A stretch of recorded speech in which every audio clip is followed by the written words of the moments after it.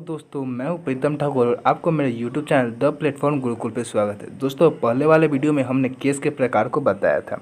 उसमें nominative case और objective case के बारे में बताएंगे कि आखिर ऑब्जेक्टिव केस होता है तो ऑब्जेक्ट को हम लोग पहचानेंगे कैसे। चलिए स्टार्ट करते हैं। देखिए, ऑब्जेक्ट को पहचानने के लिए कुछ मेन बातों को ध्यान रखना पड़ता है। अगर किसी action showing verb, action showing मतलब जो भी काम करता हो, मतलब जो भी एक्शन शोइंग वर्ब के ठीक बाद बिना किसी प्रीपोजिशन के कोई नाउन हो या फिर प्रोनाउन हो आता है तो वह उस एक्शन शोइंग वर्ब का ऑब्जेक्ट। दोस्तों इसमें आपको ध्यान ये रखना पड़ेगा कि जब भी एक्शन शोइंग वर्ब होता है, क्या जब भी एक्शन शोइंग वर्ब होगा और ठीक उसके बाद जब नाउन हो या फिर प्रोनाउन हो आए तो वो ऑब्जेक्ट तो होगा, मगर इसके बीच आपको ध्यान रखना होगा कि जो भी एक्शन शोइंग वर्ब और नाउन और प्रोनाउन के बीच कोई भी प्रीपोजिशन नहीं आना चाहिए। प्रीपोजिशन करने का मतलब ऑफ हो गया, ये क्या है, प्रीपोजिशन है। ऐसा कोई भी वर्ड नहीं आना चाहिए। चलिए इसे हम लोग समझते हैं एग्जाम्पल के तौर पर। देखिए, जिससे बोला है कि आई लाइक राम, यानी कि मैं राम को पसंद करता हूँ या फिर लाइक करता हूँ। तो यहाँ पर देख लीजिए, लाइक जो है एक्शन शोइंग वर्ब है। क्यों? पसंद करना एक्शन शोइंग वर्ब हुआ। और इसके ठीक बाद क्या है, इसके ठीक बाद ये राम क्या है, नाउन है, नाउन है। और इन दोनों के बीच क्या कोई भी प्रीपोजिशन आया हुआ है? नहीं आया हुआ है। तो हमारा इस सेंटेंस में लाइक क्या हो गया, वो ऑब्जेक्टिव केस हो गया, यानी कि हमारा ऑब्जेक्ट हो गया। चलिए अब अगला को देखते हैं। अगला बोल रहा है कि ही pleased me, he helped me. क्या है? He helped me. दोस्तों देखिए, यहाँ पर ही हेल्प्ड मी बोलने का अर्थ है कि ये जो हेल्प्ड जो वर्ड है ये भी एक्शन शो कर रहा है, कहीं ना कहीं कर रहा है, किसी का मदद कर रहा है, एक्शन शोइंग वर्ब है। इसके बाद में मी, ये मी क्या है, तो ये प्रोनाउन है, प्रोनाउन है प्रोनाउन। और इन दोनों के बीच में कोई भी प्रीपोजिशन वर्ड का शब्द नहीं आया हुआ है। तो इस वर्ड में या फिर इस सेंटेंस में मी जो हो जाएगा ऑब्जेक्टिव केस हो जाएगा, यानी कि ऑब्जेक्ट हो जाएगा। अब अगला जो सेंटेंस है उसमें बोला जा रहा है कि आई गो टू पटना, वो भी क्या है, यहाँ पर अगर हम देखें कि पटना, तो खट से दिमाग में क्या आएगा, क्या कि ये पटना जो है प्लेस का नाम है, यानी नाउन है। तो क्या ऑब्जेक्ट हो जाएगा?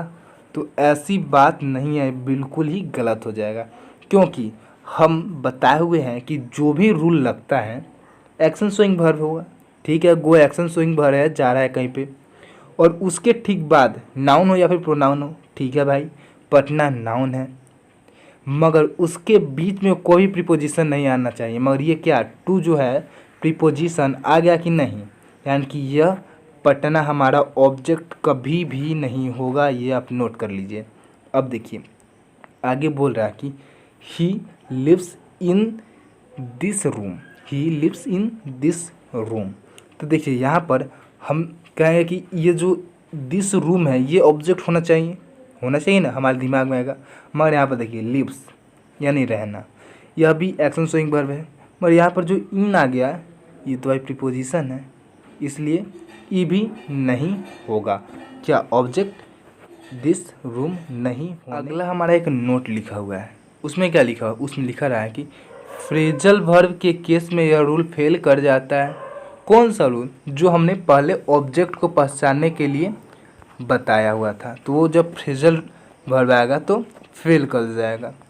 जैसे ही लुक्ड, क्या he looked at the picture, यहाँ पर जो ही हो गया और यहाँ पर जो पिक्चर हो गया, द पिक्चर यहाँ पर ऑब्जेक्ट होगा।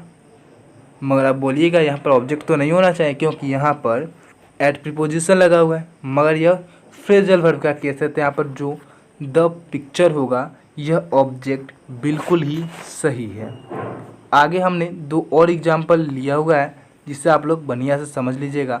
और आपको यह एग्जाम्पल समझ में नहीं आता है तो आप हमें बता दीजिएगा, हम फिर से एक्सप्लेन कर दिया। रूल है, देखिए कि बोल रहा है कि पसेसिव केस सोज अधिकार एंड संबंध, यानी कि जो भी अधिकार और संबंध को शो करता है, दिखाता है, वो पॉसेसिव केस कहलाता है। जिसे राम्स पेन, राम का पेन अधिकार बता रहा है ना भाई, या फिर संबंध बता रहा है कि राम का ही कलम है, तो यहाँ पर राम जो हो गया वो क्या होगा, पॉसेसिव केस होगा। अब देखिए माई स्कूल, यहाँ बोल रहा है मेरा स्कूल है, संबंध दर्शा रहा है, ठीक।